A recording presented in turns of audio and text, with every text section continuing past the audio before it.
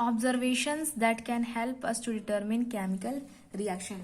ऐसे क्या क्या ऑब्जर्वेशंस है जिसको देखकर हम बता सकते हैं हाँ यहाँ केमिकल रिएक्शन हुआ है। तो पहला आपका है चेंज ऑफ कलर। अगर कोई केमिकल रिएक्शन होती है और उसमें कलर चेंज होता है तो आप कह सकते हैं हाँ यहाँ पर केमिकल रिएक्शन हुई। एग्जाम्पल के लिए रस्टिंग ऑफ आयरन। रस्टिंग का मतलब जंग लगना, रस्ट लगना। जो आयरन होता है ऑक्सीजन और वाटर के प्रेजेंस में आपका बनाता है रस्ट, Fe2O3.XH2O। ये रस्ट आपका कैसा होता है, ब्राउनिश रेड। ठीक है, तो इस रिएक्शन में कलर क्या हुआ, चेंज हुआ। तो यहाँ आप कह सकते हैं हाँ यहाँ केमिकल रिएक्शन हुई है। ठीक है, क्लास 9 में आपने एक फेरस सल्फेट FeSO4.7H2O का रिएक्शन किया, इसको हीट किया है। ये आपका ब्लूइश ग्रीन से किस कलर में चेंज हुआ है, व्हाइट कलर का पाउडर बन जाता है। ठीक है, तो जब भी अगर कलर चेंज हो किसी रिएक्शन में तो आप समझ जाना वहां पे क्या हुआ है, केमिकल रिएक्शन। सेकेंड है इवोल्यूशन ऑफ गैस। अगर किसी रिएक्शन में गैस इवॉल्व होती है, चाहे वो हाइड्रोजन हो, चाहे कार्बन डाइऑक्साइड हो, या ऑक्सीजन हो, नाइट्रोजन हो, वो क्या दिखाता है कि आपका ये रिएक्शन कैसा है, केमिकल रिएक्शन। ठीक है, जैसे सोडियम मेटल को वाटर के साथ अगर आप रिएक्ट करवाते हैं तो यहाँ पर जो होगा हाइड्रोजन गैस निकलती है, जो किस साउंड में बर्न करती है, पॉप साउंड। ठीक है, या आपने बेकिंग सोडा या वॉशिंग सोडा को क्लास 9 में जब मैंने हीट करवाया था उसमें आपने देखा था कि CO2 गैस इवॉल्व हो रही थी, जो क्या कर दे रही थी, लाइम वाटर को मिल्की। ठीक है, तो अगर गैस किसी रिएक्शन में निकल रही है तो वो आप समझ जाएंगे क्या है, केमिकल रिएक्शन। उसके बाद चेंज इन टेम्परेचर, यानी टेम्परेचर अगर चेंज होगा, टेम्परेचर चेंज करने का मतलब चाहे तो किसी रिएक्शन में हीट देना पड़े या वहां से हीट निकले, तो जाहिर सी बात है टेम्परेचर चेंज होगा तो वहां पर क्या होगा, केमिकल रिएक्शन होगा। ठीक है, अब दो टाइप का केमिकल चेंज होता है। अगर किसी रिएक्शन में A+B को रिएक्ट कराने पर AB बन रहा है और उस कंडीशन में हीट जो है वो रिलीज हो रही है, वहां से हीट इवॉल्व हो रही है, निकल रही है, तो वो रिएक्शन कैसा होगा आपका, एक्सोथर्मिक रिएक्शन।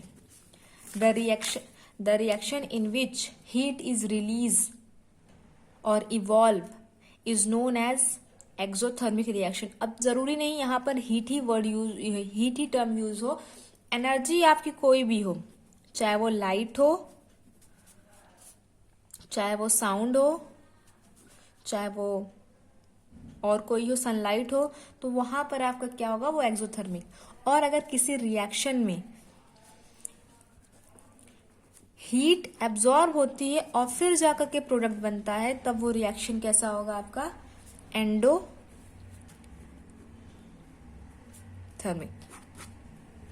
ठीक है, तो अगर heat, the reaction in which heat is absorb और required is known as endothermic reaction. The reaction in which heat is release is known as exothermic reaction.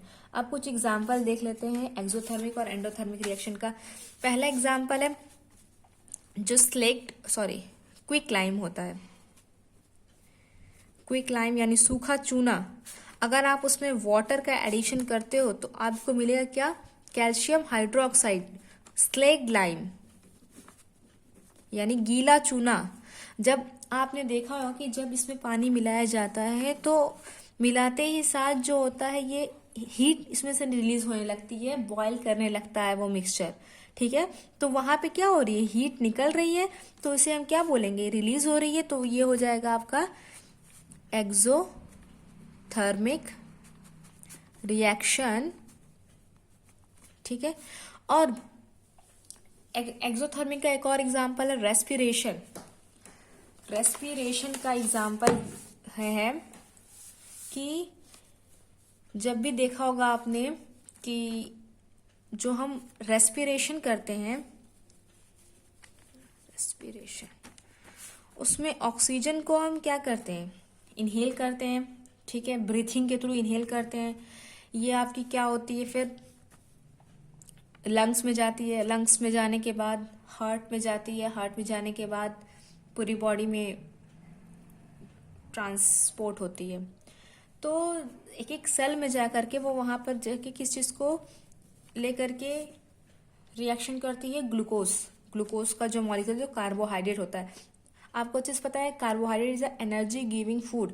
तो ये जब रिएक्शन करती है ग्लूकोज से तो कार्बन डाइऑक्साइड बनता है, वाटर वेपर बनता है, और कुछ अमाउंट ऑफ क्या बनती है, एनर्जी। किस फॉर्म में, एटीपी फॉर्म में।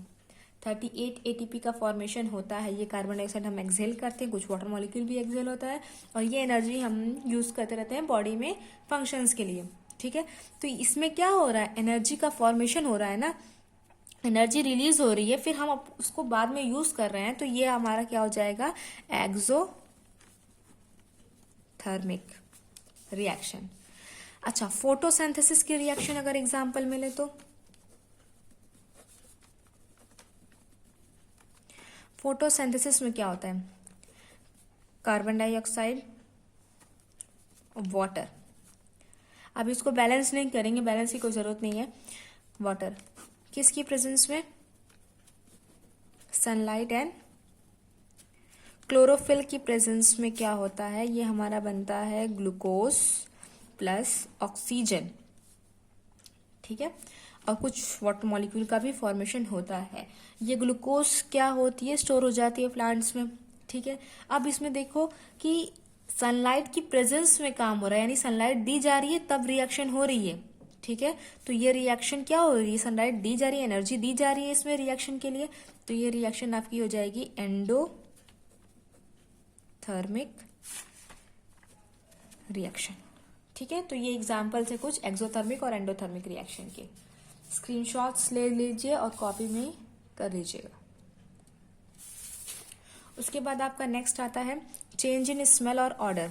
अगर किसी रिएक्शन में स्मेल चेंज हो रही है, राइपनिंग ऑफ फूड, फ्रूट और फूड, खाना सड़ना या फलों का सड़ना, ये आप उसमें स्मेल चेंज होती है तो केमिकल रिएक्शन होता है वहां पर।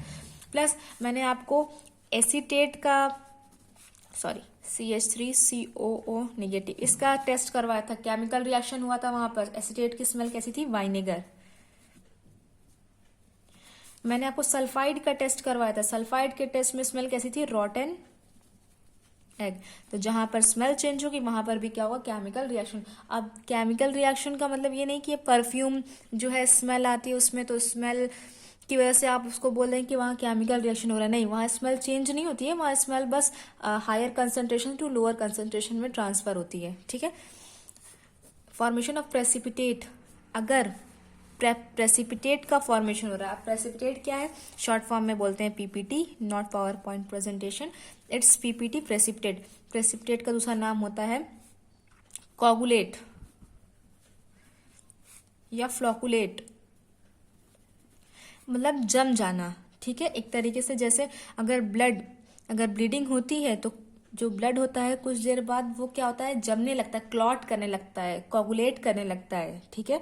तो उसी को हम प्रेसिपिटेट भी बोल सकते हैं। अगर आपका मिल्क जो है खट्टा हो रहा है, सोर हो रहा है, तो वो दो पार्ट में डिवाइड हो जाता है, एक उसमें सॉलिड पार्ट रह जाता है और एक लिक्विड पार्ट रह जाता है।